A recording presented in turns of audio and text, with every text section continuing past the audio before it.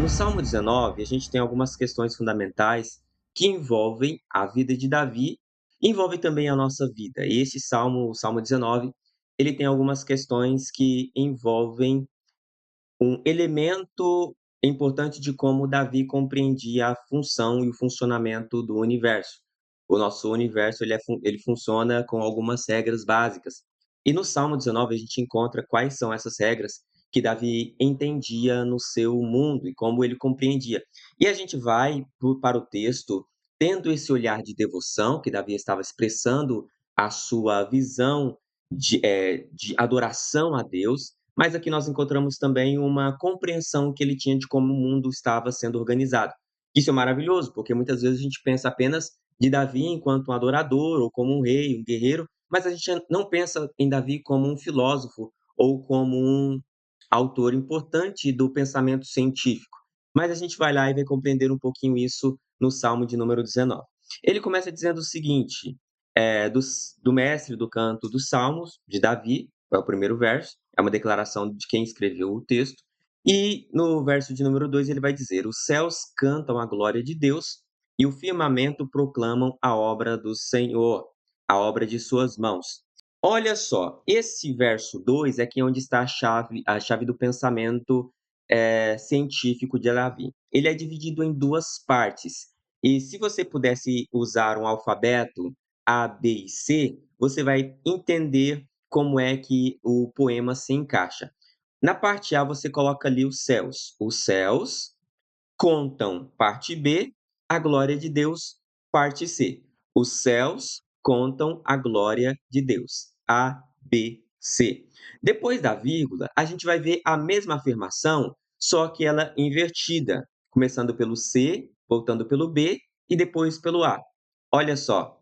E o firmamento proclamam a obra de suas mãos.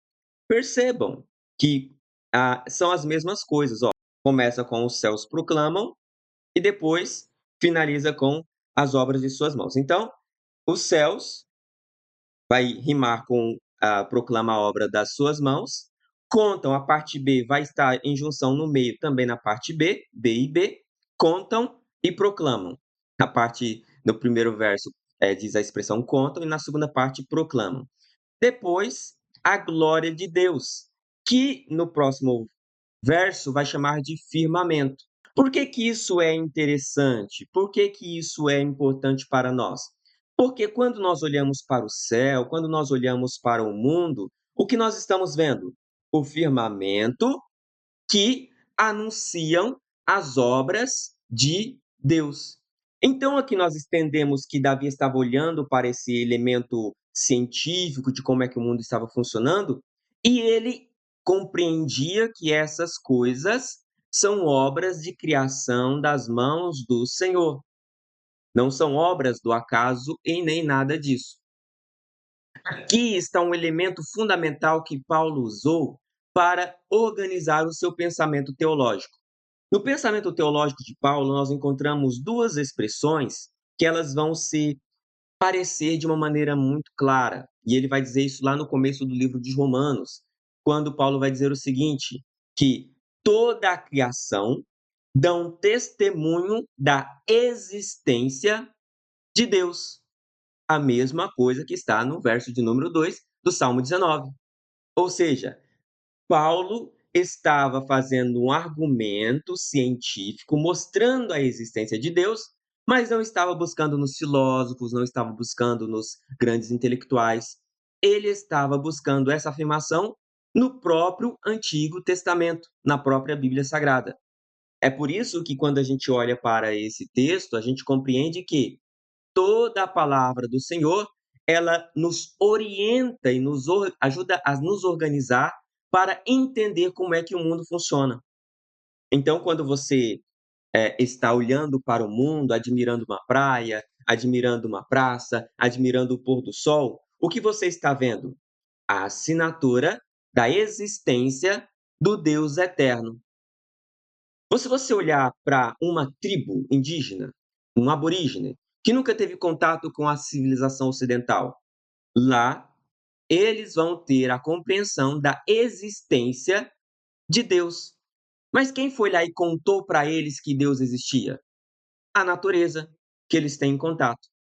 Então, a natureza está anunciando constantemente a existência de Deus. É por isso que ninguém se torna inexcusável diante da presença do Senhor. Todas as pessoas compreendem internamente, diante daquilo que está diante dos seus olhos, que Deus existe.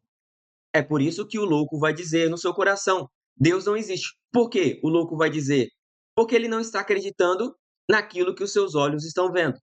Então, essa é uma primeira revelação de Deus que nós encontramos no Salmo 19, que Deus se revela através da criação. Deus se dá conhecido por meio dela. Essa é a primeira forma de se revelar. A segunda forma que nós encontramos que Deus se revela é através da sua revelação escriturística, através da sua palavra. Então, saber apenas que Deus criou o universo não é suficiente para mim, enquanto cristão, conhecer as verdades do Evangelho. É necessário que eu dê atenção também à mensagem dos profetas e à mensagem daqueles homens que tiveram um relacionamento com Deus. Nós chamamos isso de revelação especial. A primeira parte, revelação criacional, a segunda, revelação especial. Nós que somos cristãos, temos que acreditar também nessa visão que o mundo foi criado por Deus, mas também Deus se revelou através da sua palavra. E a última grande revelação se dá na vida e pessoa do nosso Senhor e Salvador Jesus Cristo, o nosso grande Messias. É por isso que quando nós ouvimos em Jesus, olhamos para Jesus, nós estamos vendo exatamente aquilo que Deus é, porque Deus é a revelação encarnada de Jesus. Então, de um salmo simples, um salmo que parecia ser um mero cântico, nós já estamos encontrando o elemento fundamental da teologia cristã. Deus criou todas as coisas. Aí o texto vai continuar dizendo, e aí você vai entender ao longo do texto, das narrativas, de como é que nós compreendemos isso e podemos aplicar essa revelação da existência de Deus na nossa vida. Verso 3. O dia entrega a mensagem a outro dia, e a noite a faz conhecer a outra noite. Ou seja, todos os dias, um dia vai passando, dando a revelação e o testemunho da existência de Deus. Seria mais ou menos o seguinte: existe um quadro que um pintor fez, semelhante a esse quadro bonito que vocês têm aqui, e quando você olha para o quadro, você não está vendo você não está vendo o nome do autor. Aí você diz assim: bom, foi o acaso que pintou, ou foi alguma coisa que pintou. Mas quando você se afasta um pouco e olha, o próprio autor fez a sua imagem naquele quadro, semelhante aos quadros que o Van Gogh pintava. O Van Gogh, ele tinha essa expressão. Se você olhar apenas uma pequena parte do quadro, você não vai ver. Mas se você se afastar, você olhar o quadro todo, você vai ver exatamente o rosto do Van Gogh ali. É o Van Gogh de fato naquele quadro? Obviamente não, mas ele se mostrou ali. Da mesma forma, o mundo criacional. Se você se afastar um pouquinho, você vai ver o universo e tudo isso, a digital e a impressão do próprio eterno naquele universo. É o Deus? Não, mas é a impressão e a revelação de Deus neste universo. Algumas pessoas acabam confundindo isso, e tem até um filósofo bem conhecido no mundo antigo que acaba confundindo as coisas. Ele diz que o próprio universo é Deus, e aí ele acaba se confundindo porque ele não compreendeu a diferença entre a revelação de Deus e o autor que está por detrás, que criou todas essas coisas. Verso de número 4. Não há termos, não há palavras, nenhuma voz que dele se ouça. E por toda a terra a sua linha aparece, e até os confins do mundo a sua linguagem. Ali pôs uma tenda para o sol. Aqui nós encontramos já uma expressão um pouco mais poética de Davi falando a respeito dessa criação de Deus. Eu acho muito bonito isso. Nós não vamos nos deter um pouco nessa questão poética, porque eu quero já falar sobre a parte B do Salmo 19. E o texto continua dizendo: E ele sai, qual esposo da alcova, como alegre herói, percorrendo o caminho. Ele sai de um extremo dos céus e até o outro extremo vai o seu percurso, e nada escapa ao seu calor. A parte interessante da revelação de Deus, ela já começa a partir do verso de número 8, que é dessa revelação mais escriturística de como Deus se faz entendido. Ele vai dizer o seguinte: a lei de Yahvé é perfeita, faz a vida voltar. O testemunho de Yahvé é firme, torna sábio o simples. Ah, então quer dizer que saber apenas da existência de Deus, de como que o mundo foi criado, não é suficiente. É necessário eu dar atenção àquilo que ele chama no verso 8 de lei do Senhor. E é aqui que muita gente não quer dar atenção. As pessoas não querem dar atenção à lei, à palavra revelada, à Bíblia Sagrada que Deus nos deu, que no caso o Moisés chamava de Torá, os judeus chamam de Tanakh, nós chamamos de Bíblia. Essa é a palavra que nós encontramos o plano da salvação de Deus. Então, não adianta nada você dizer: "Ah, eu acredito no num ser superior, eu acredito no papai do céu, ah, eu acredito numa força espiritual". Não adianta nada você continuar com esse discursinho de água de chuchu, água de sal, se você não der o nome de quem é o seu Deus. Meu Deus é Yahvé, o meu Deus é Jesus. O meu Deus, ele se revelou numa cruz morrendo por mim. Se você não tiver essa compreensão de que a fé em Jesus é elemento fundamental para a sua própria existência, não vai adiantar nada você viver eh, nessa espiritualização. A espiritualidade não salva ninguém. Essa é uma dura verdade que as pessoas não gostam de ouvir, mas deixa eu te falar, é verdade. Você acender vela, para um santo e depois você fazer um despacho e depois uma oração, isso não vai resolver nada. Aí você chega aqui na live, vê um pastor, pede oração para o pastor. Não adianta nada esses rituais religiosos se você não tiver uma compreensão da existência de Deus para a sua vida. Irmãos, isso aqui é importante nós termos essa compreensão, porque muitas igrejas, elas não falam isso, porque elas têm medo de espantar os clientes. "Ah, Wesley, não é cliente, é fiéis". Não, é cliente sim, porque cada pessoa ela se apresenta como se fosse um cifrão. E aí você vem, a pessoa alimentam o seu imaginário religioso com belas palavras, pega o seu dinheiro e depois te despacha vazio. O evangelho não tem essa prerrogativa. A ideia do evangelho é fazer com que você venha e você tenha a sua vida transformada e a sua mente também transformada.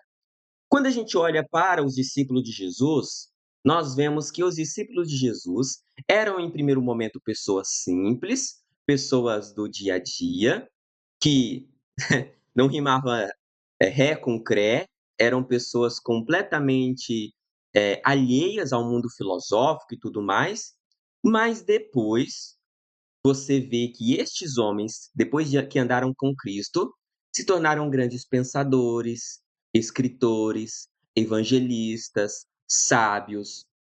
Veja que Jesus mudou a vida deles não apenas na sua parte econômica, emocional.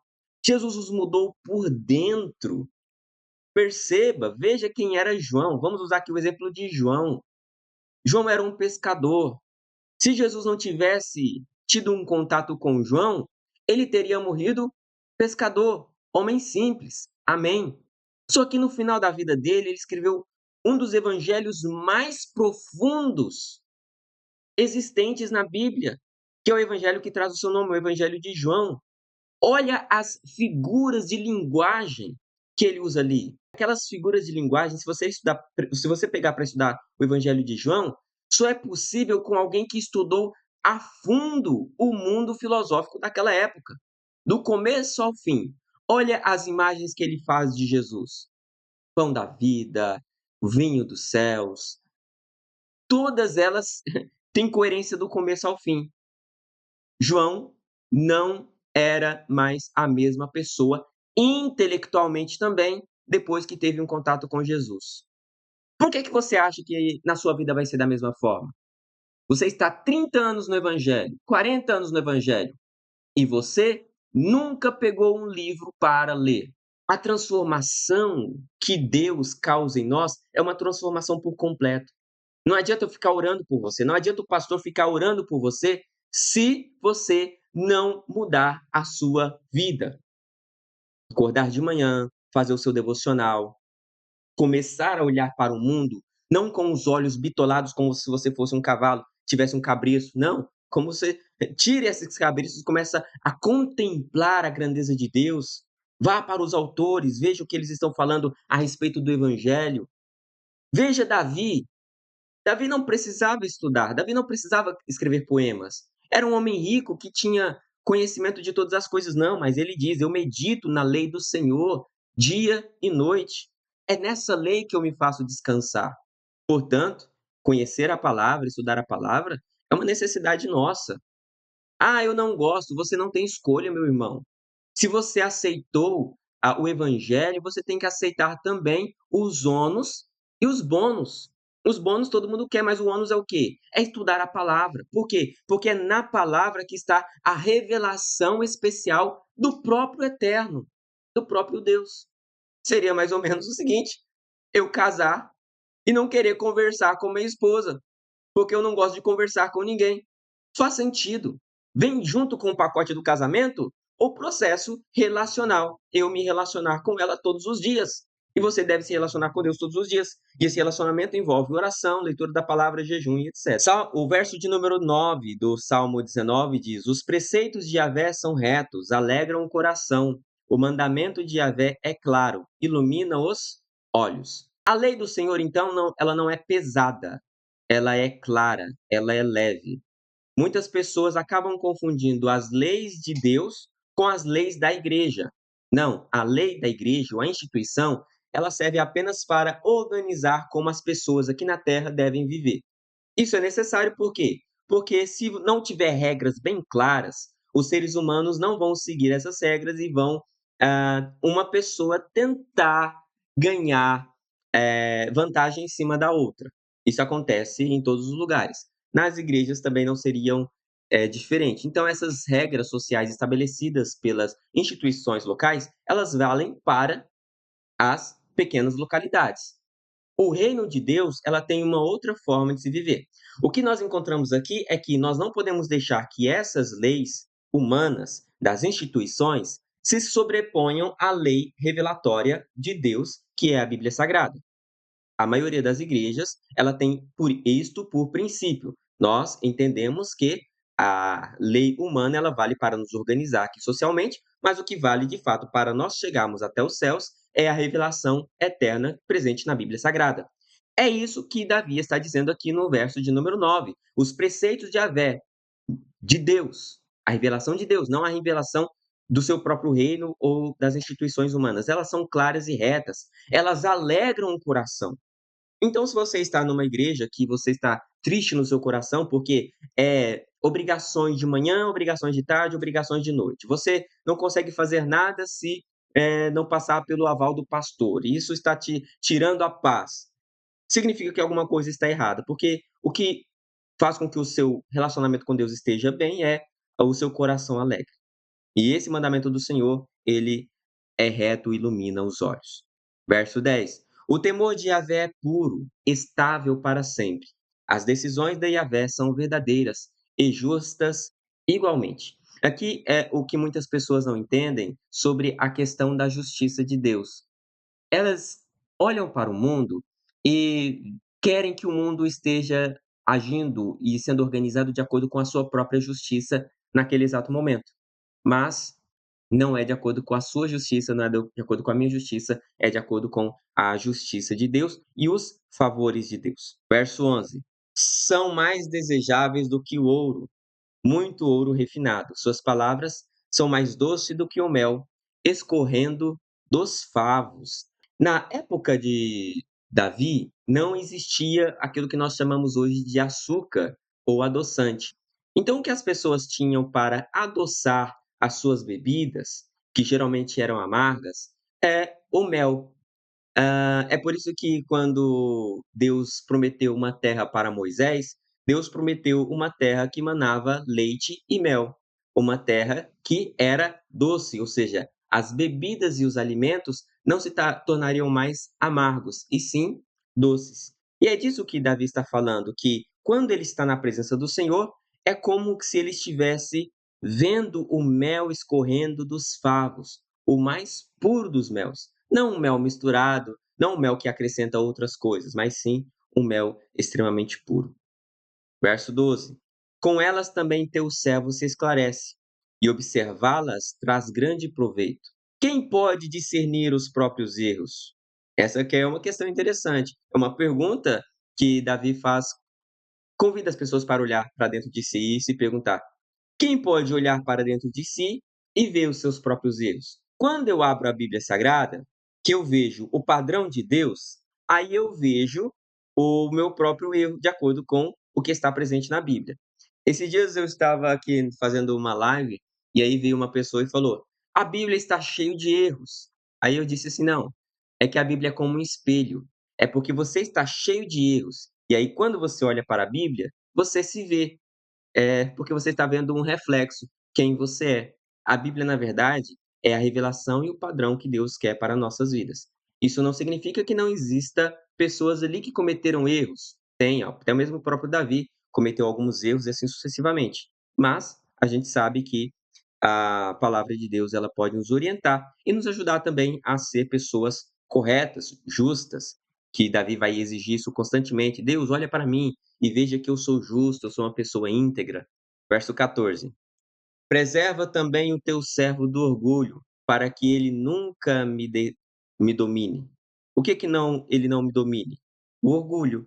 Ele está dizendo aqui, ó, preserve o teu servo. Que servo? Eu mesmo. Me preserve do orgulho, para que este orgulho jamais me domine.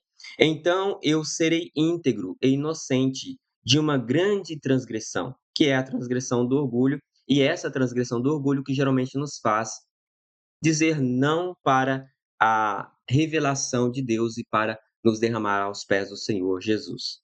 E aí ele vai terminar o verso de número 15 dizendo: que te agradem as palavras de minha boca e o meditar do meu coração, sem treva em tua presença, Yahvé, meu rochedo redentor meu.